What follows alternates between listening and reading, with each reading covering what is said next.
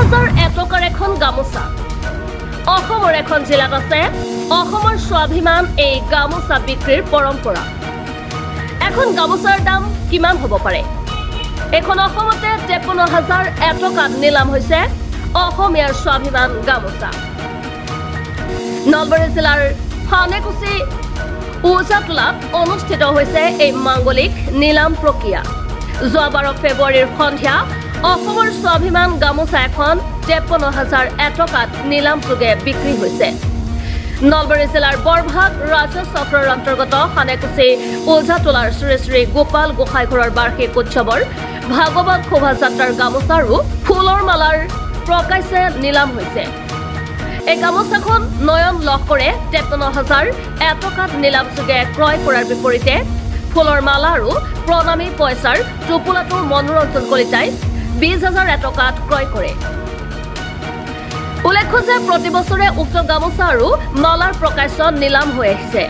প্ৰবাদ আছে যে উক্ত গামোচা আৰু মালা ক্ৰয় কৰিলে পৰিয়ালৰ মংগল হয় এইবেলিও বহু কেইজনে নিলাম প্ৰক্ৰিয়াত অংশ লয় যদিও নয়ন লহকৰ আৰু মনোৰঞ্জন কলিতাই ক্ৰয় কৰিবলৈ সক্ষম হয় হৰিধ্বনি উৰুলি আৰু মাংগলিক শব্দৰ মাজতে অনুষ্ঠিত হোৱা নিলাম প্ৰক্ৰিয়া আছিল অতি আকৰ্ষণীয়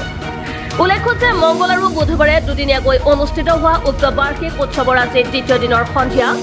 উক্ত প্ৰকাশ্য নিলাম অনুষ্ঠান অনুষ্ঠিত হৈছিল অনুষ্ঠানত সভাপতিত্ব কৰিছিল গোপাল গোসাঁইঘৰ পৰিচালনা সমিতিৰ সভাপতি মানিক কলিতাই আৰু নিলাম প্ৰক্ৰিয়া পৰিচালনা কৰিছিল পুলিন তালুকদাৰ আৰু দিগন্ত কলিতাই কেনেকুৱা লাগিছে বহুত ভাল লাগিছে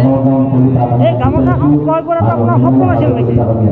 গামোচাখন ক্ৰয় কৰা সপোন আছিল নেকি আপোনাৰ সপোন আছিল বহুত দিনৰ আশা আছিল আপোনাৰ মাৰ ঘৰ ইয়াতে মোৰ মাৰ ঘৰ ইয়াতে মোৰ দেউতাৰ আশা আছিল মই কিবাকে গামোচাখন নিব পাৰিলে ল'ৰাক কৈ আছিলে দেউতাই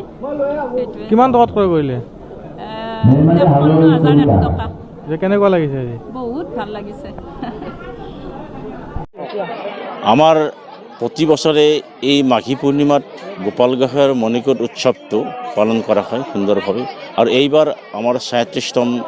এই বাৰ্ষিক উৎসৱটো দুদিনীয়া কাৰ্যসূচীৰে উদযাপন কৰা হয় যোৱাকালিও